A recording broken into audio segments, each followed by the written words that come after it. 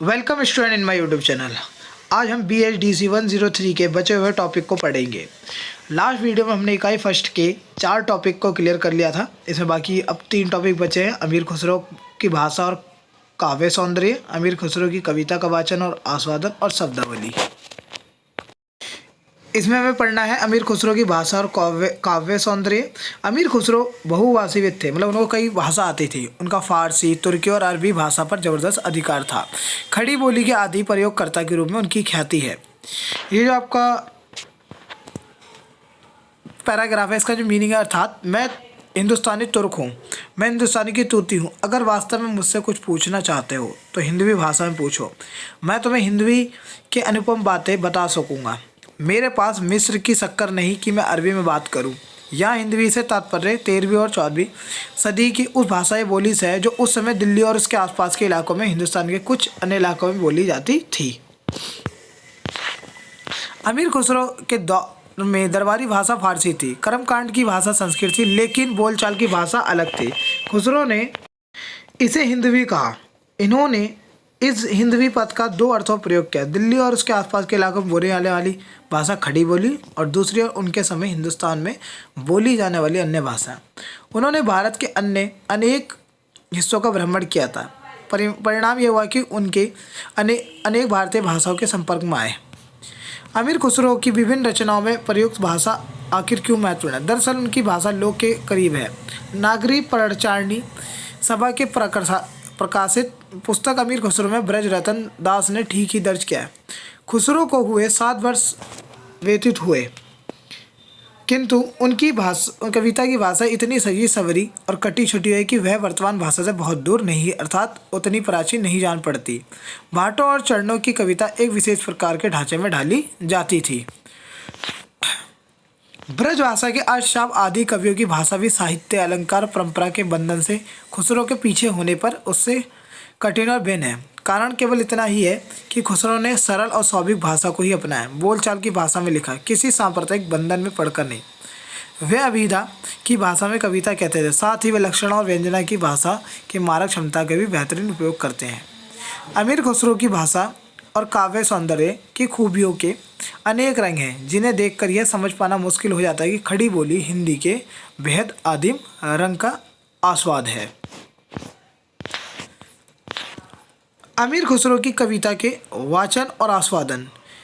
इसमें पहला आपका छाप तिलक तिज दिनी रे तो से नैना मेले के।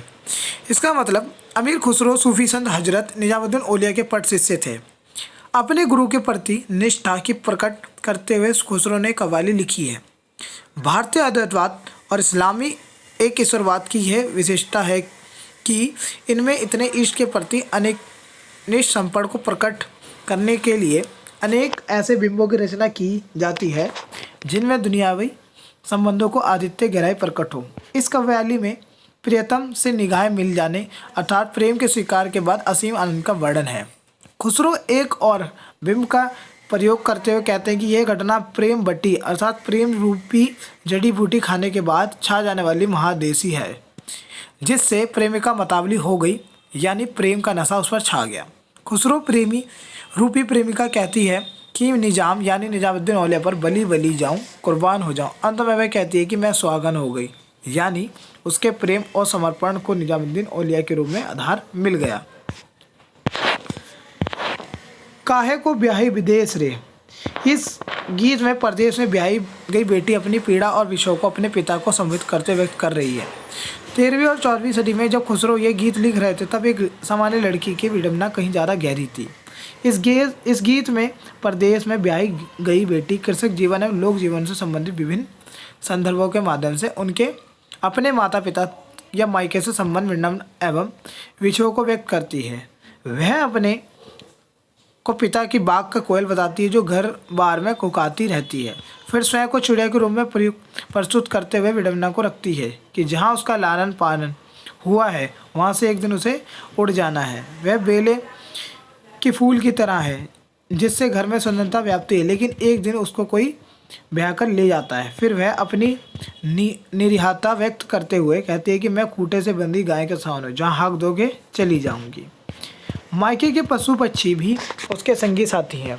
डोली जाते देख कोयल भी पुकारने लगी। वह कोयल की सांत्वना देते हुए कहती है, रे ए कोयल तू क्यों रोती है? जगत की रीति के अनुसार मैं परदेश जा रही हूँ। यह गीत अंत में अत्यंत कारुणिक हो जाता है। जिस पिता को संबोधित करते हुए वह अपने भावना व्यक्त करती है। जब उसके पति उसकी डोली लेकर जा रहे हैं, पीछे पीछे पिता नंगे पांव भागते हुए आ रहे हैं। अगला, खुसरो रैन सुहाग की जागी पी के संग। खुसरो परमात्मा की परिक्रमा पति के रूप में करते हुए कहते हैं कि जिस दिन मैं सुहागन बनी उस पूरी रात अपने पिया के साथ जागती रही। उनके साथ जो हमारा आध्यात्मिक संबंध बना उसमें हम दोनों एक से हो गए। हमारे बीच कोई भेद नहीं रहा। यहाँ खुसरो ने ईश्वर से साक्षात्कार की दशा में भक्त और भगवान के एकाकार हो जाने की दशा को दाम्पत्य के रूप में अभिव्यक्त किया है। कुछ शब्दावली हैं जैसे उत्तरवर्ती वाला, बाद में आने वाला, उपनाम पुकारने का नाम, मरसियाँ, ये सब अरबी के रिसा से बना जिसका अर्थ होता है किसी की मौत का विलाप करना। सूफी विचारधारा सूफीवाद का एक रहस्यवादी पंथ है। इसके न्यायोगी को सूफी कहते हैं। सूफी राजाओं से दान उपहार स्वीकार नहीं करते थे और सदा सादा जीवन बिताना पसंद करते हैं। वह वास्तव में प्रेम पर आधारित एक भक्ति पद्धति है जिसमें रूढ़ियों और कट्टरताओं के प्रति असहमत होती है। दो सखूने, सकून फारसी शब्द का एक अर्थ है जिसका अर्थ है या उक्ति है। निसंबंध अरबी भाषा का एक शब्द है, इसका अर्थ है संबंध या तुलना। अनमेलिए या ढकोसले, इसका मतलब आखंड, आडंबर, पाखंड, ऊपरी ठाट बाट या एक विशेष प्रकार की कविता। भुकरी का अर्थ है पहले नुवा पद, तामीर, निर्माण, अमन, शांति, जंग, युद्ध। शाही सेना का मतलब सम्राट की सेना। संजीदगी, पूरे मन से, पूरी गंभीरता से। कसीदा का अर्थ आपका ये फारसी भाषा है जिसमें प्रशंसा होती है, इसका मतलब आस्वाद, जिसकी रचना का आनंद लेना। आदिम पुराना हो गया। अमीदा, कोशागत, अर्थ, शब्दार्थ। व्यंजना, एक शब्द शक्ति जिसमें अर्थ विशिष्ट संदर्भ से जुड़ता है। रूढ़, प्रचलित अर्थ। कर्मकांड, हिंदू परंपरा का ऐसा विधान जिसमें विधि निषेध के अनुसार धार्मिक क्रियाएं संपन्न होती हैं। और रसूल का मतलब होता है ईश्वर का दूत।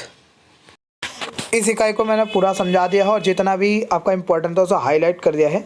बाकी और जानकारी के लिए हमारे चैनल को सब्सक्राइब और दोस्तों के साथ शेयर करना ना भूलें।